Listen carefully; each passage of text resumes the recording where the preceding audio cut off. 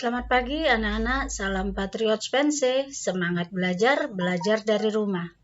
Baik anak-anak, hari ini kita berjumpa lagi dalam pelajaran Bahasa Indonesia, masih bersama dengan saya, Ibu Elis F. Soplanit, SPD. Pada video pertama, kita telah belajar tentang pengertian, ciri, dan fungsi teks laporan percobaan. Hari ini kita akan belajar tentang struktur teks laporan percobaan dan ciri kebahasaannya. Ikuti dengan seksama tayangan video berikut.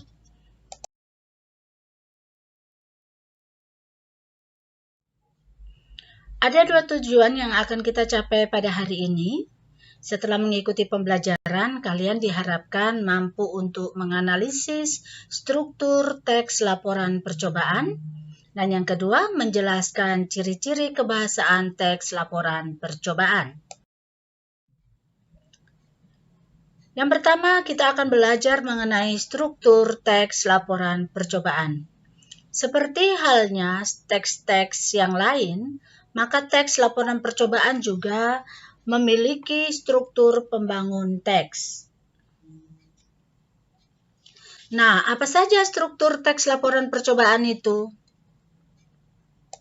Yang pertama, judul, kemudian tujuan, yang ketiga, alat dan bahan, 4, langkah kerja atau langkah kegiatan, kemudian yang kelima adalah hasil percobaan, dan yang terakhir atau yang keenam, kesimpulan. Itulah keenam bagian dalam struktur teks percobaan. Mari kita bahas satu persatu. Yang pertama, judul. Apa yang dimaksud dengan judul pada struktur pertama?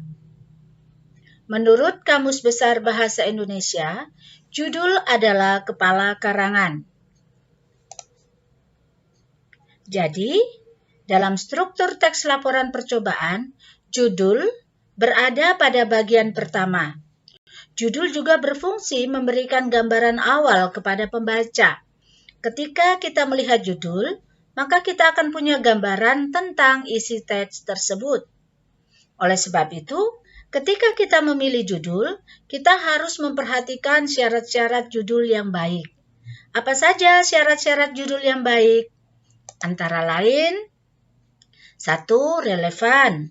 Relevan berarti ada hubungan antara judul dengan tema, antara judul dengan tujuan.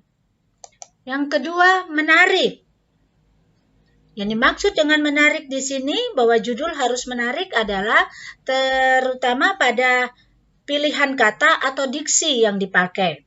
Harus mampu menimbulkan rasa ingin tahu pembaca dan menjadi tertarik untuk membaca tulisan tersebut.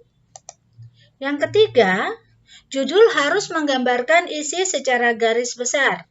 Seperti yang sudah Ibu sebutkan tadi, bahwa judul harus memberikan informasi awal kepada pembaca tentang teks yang akan dibaca oleh seseorang.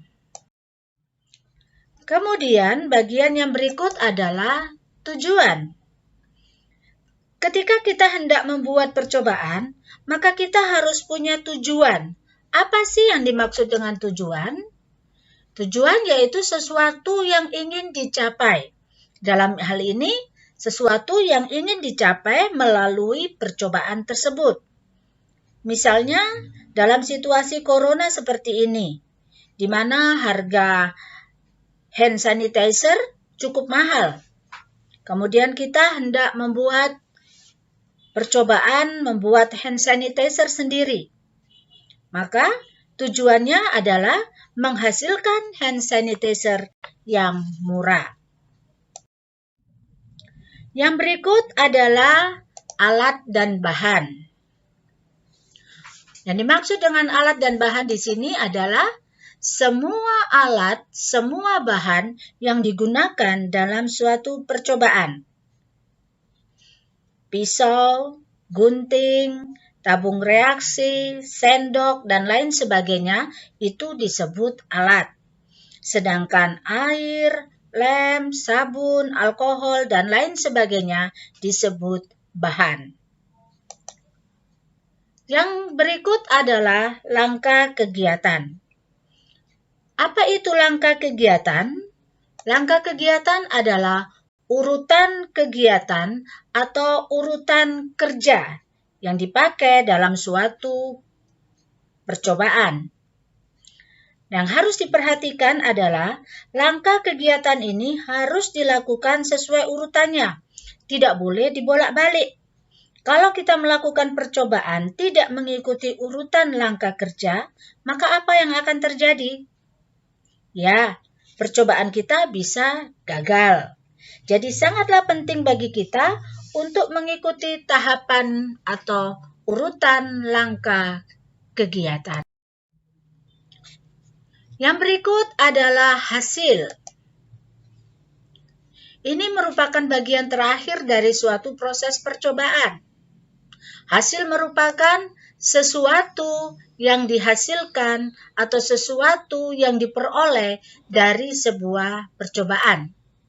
Kalau kita membuat percobaan membuat tinta tidak terlihat pada pertemuan yang kemarin, maka hasilnya adalah kita mempunyai tinta yang dapat dipakai menulis tanpa terlihat oleh orang lain, kecuali dengan menggunakan bantuan bolam. Kalau kita melakukan percobaan membuat slime tanpa boraks, maka hasilnya adalah kita memiliki slime atau kita mendapat hasil slime tanpa boraks. Hasil yang dicapai tentu tergantung pada langkah kerja tadi. Kalau kita mengikuti langkah kerja, maka percobaan kita akan berhasil. Kemudian yang terakhir adalah kesimpulan. Kesimpulan adalah pendapat akhir berdasarkan hasil percobaan. Kalimat kesimpulan dalam teks percobaan, misalnya, ternyata dengan bahan yang murah dan ada di sekitar kita, kita dapat membuat hand sanitizer sendiri dengan mudah. Jadi, anak-anak, dalam struktur teks laporan percobaan ada 6 langkah, yaitu judul, tujuan, alat dan bahan, langkah-langkah, hasil percobaan, dan yang terakhir adalah kesimpulan. Mari perhatikan kalimat-kalimat di bawah ini.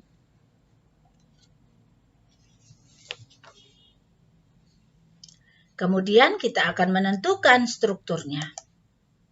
Kalimat pertama, pembuatan slime tanpa boraks bertujuan agar kita menjadi lebih kreatif dan mampu berinovasi dalam berkreativitas.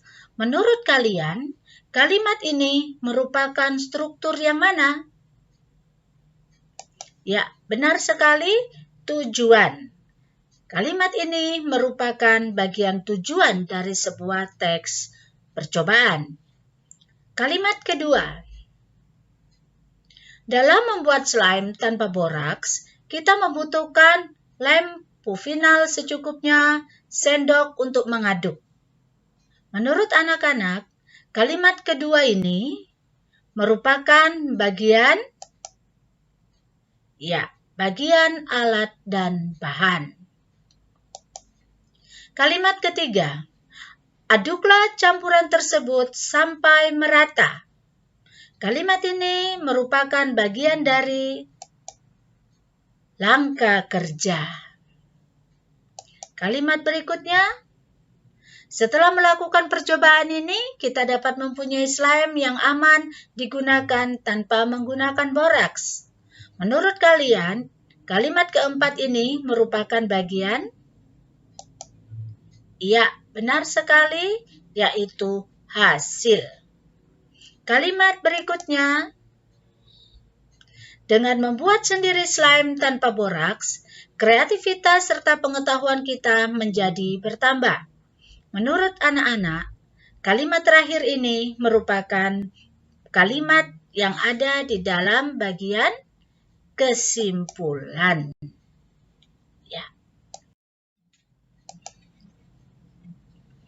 Jika kalimat-kalimat tadi dirangkai menjadi sebuah teks percobaan, bisakah kalian membuat judul yang tepat untuk teks tersebut? Tuliskanlah judul yang tepat dalam kolom komentar yang ada dalam aplikasi belajar kita. Ya, anak-anak,